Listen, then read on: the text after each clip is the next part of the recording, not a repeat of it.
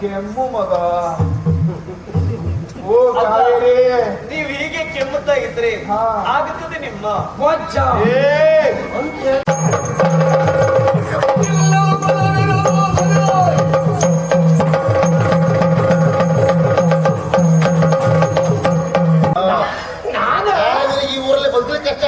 ನಾನು ಇವ್ರು ಮಾತಾಡುವಾಗ್ಲೇ ಅಂದ್ಕೊಂಡೆ ಇವರು ಸಣ್ಣ ಪುಟ್ಟ ಜನ ಅಲ್ಲ, ಇವ್ರು ದೊಡ್ಡ ಜನತೆಯ. ಇವನ್ ತಗೊಂಡೋಗಿ ಮರುಗು ಮೇಲ್ ಬಿಡ್ನಿ, ಅಲ್ಲಿ ನೀರ್ ತೆಗಿತ ಎಲ್ಲ ಗೊತ್ತು. ನೀವು ಎಂತ ಗೊತ್ತಾ,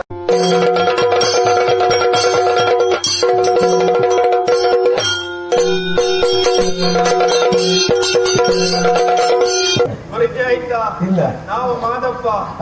ಎಲ್ಲರೂ ನನ್ನ ನೋಡಿ ಹೇಳೋದು ಮುದುಕ ಮಾದಪ್ಪ, ಮುದುಕ ಮಾದಪ್ಪ ಎನ್ನುವುದಾಗಿ. ಯಾರು ಹಾಗೆಲ್ಲ ಹೇಳ್ತಾರೋ ಅವರಿಗೆಲ್ಲರಿಗೂ ಶಾಪ ಕೊಟ್ಟಿದ್ದೆ ನಾನು. ಮುದುಕ ಆದ್ರೂ ಒಳಗೆ ಸಾಯಿಲೆ ಎನ್ನುವುದಾಗಿ. ನನ್ನನ್ನು ನೋಡಿದ್ರೆ ಎಷ್ಟು ವರ್ಷ ಆಗಿರ್ಬೋದು? 99. ಅಷ್ಟೆಲ್ಲ ಆಗ್ಲಿಲ್ಲ. 68 ಮುಗಿದು 69ಕ್ಕೆ ಕಾಲಿಡ್ತಾನೆ ಸ್ವಾಮಿ. ಹಾಗೆ ಹೇಳಲಿಕ್ಕೆ ಹೋದ್ರೆ 800 ವರ್ಷ ಬದುಕ್ತಾರಿಲ್ವಾ, 100 ವರ್ಷ ಬದುಕ್ತಾರಿಲ್ವಾ ಮಹಾಭಾರತದಲ್ಲಿ. 68 ಆದ್ರೆ ಏನಾಯ್ತು? 17 ಉದ್ಯೋಗ ಏನ್ ಗೊತ್ತುಂಟಾ? ಸಾಲ ಕೊಡೋದು, ಧರ್ಮಕ್ಕೆಲ್ಲ ಸಾಲ ಕೊಡುದಿಲ್ಲ, ಬಡ್ಡಿಗಾಗಿ ಸಾಲ ಕೊಡೋಲ್ಲ. ಹಿಂದೆ ಬಡ್ಡಿ ಕೊಟ್ಟವ ನಾನು. ಕೊಡುವಾಗ ಹೇಗೆ ಕೊಟ್ಟಿದ್ದೆ? ಮಗಳನ್ನೇ ಒತ್ತೇರಿಸಿ ಕೊಟ್ಟವ ನಾನು. ಮತ್ತು ಮಗಳು ಬಂದಿರುವಂತ ವಿಚಾರವನ್ನು ಕೇಳಿದ್ದೆ, ಏನು ಕಳಿಸಿದ ಬರುತ್ತಿದ್ದ.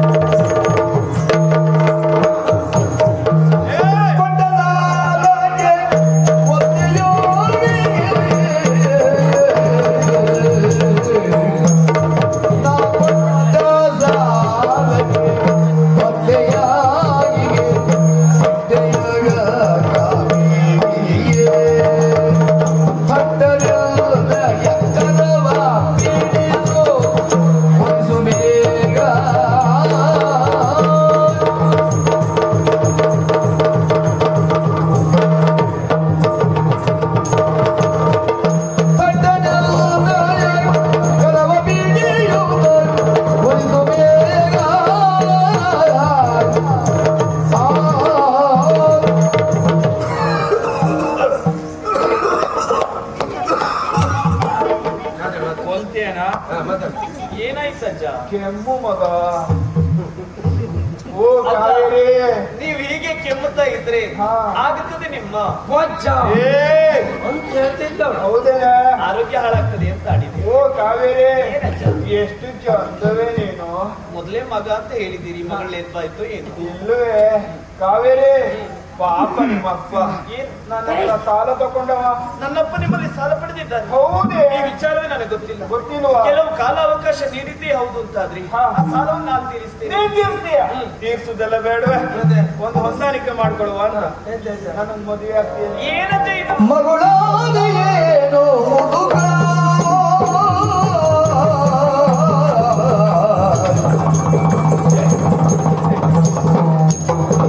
ಮರುಳಾದೆಯೇನೋ ಹುಡುಗ ಸುದ್ದೆದ ಬಾಳನ್ನು ಒಲಿಸುವೆಯೇನೋ ಮೂರ್ಖ ಸುದ್ದೆದ ಬಾಳನ್ನು ಒಲಿಸುವೆಯೇನೋ ಮೂರ್ಖ ಹುಡುಗ.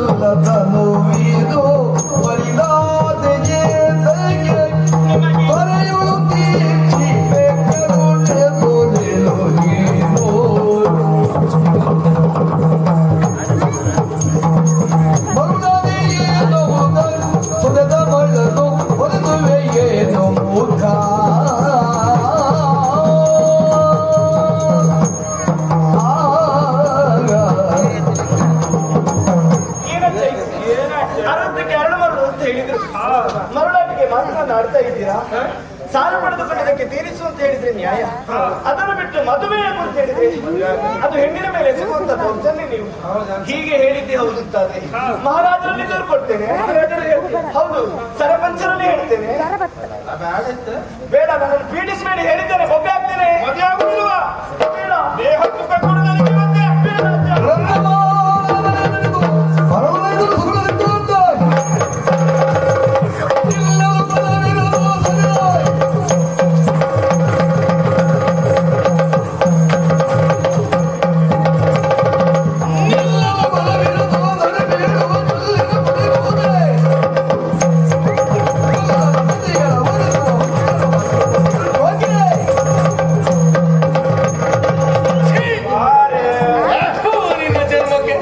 ಸ್ವತಂತ್ರವಾಗಿ ನಿಲ್ಲುವಂತ ಯೋಗ್ಯತೆ ಇಲ್ಲ.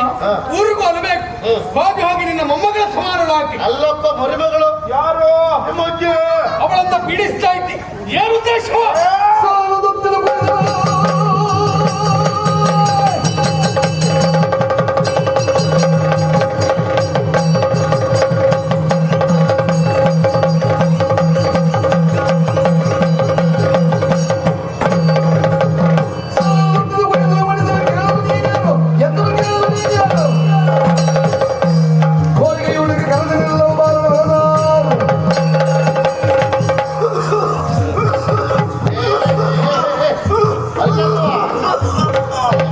ತಲೆ ಮೇಲೆ ಗುದ್ದ. ಏ ಹುಡುಗ, ಬಹಳಷ್ಟು ಮಾತನಾಡ್ತಿದ್ಯಲ್ವಾ? ಇಲ್ಲ ಆ? ಎತ್ಬೇಕಷ್ಟೇ. ಇವಳನ್ನು ಇರಿಸಿ ಪೀಡಿಸುವುದಕ್ಕೂ ಕಾರಣ ಉಂಟು. ಏನಪ್ಪ?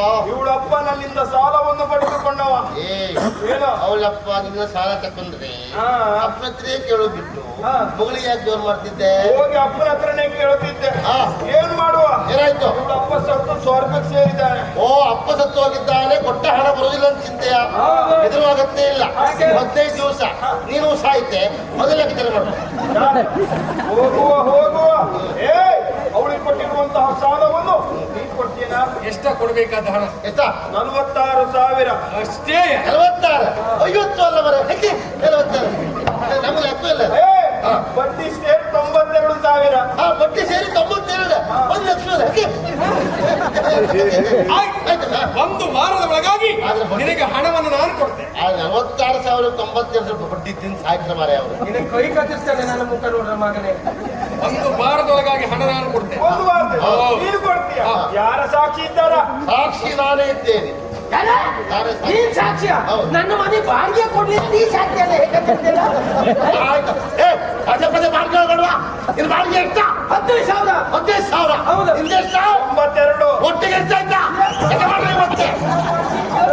ದೊಡ್ಡ ವಿಷಯ ಏನಿಲ್ಲ. 750 ಹೆಚ್ಚು. ಮುಖ್ಯ ನಿಜ. ಏ, ಎಂತ ಹೇಳ? 92.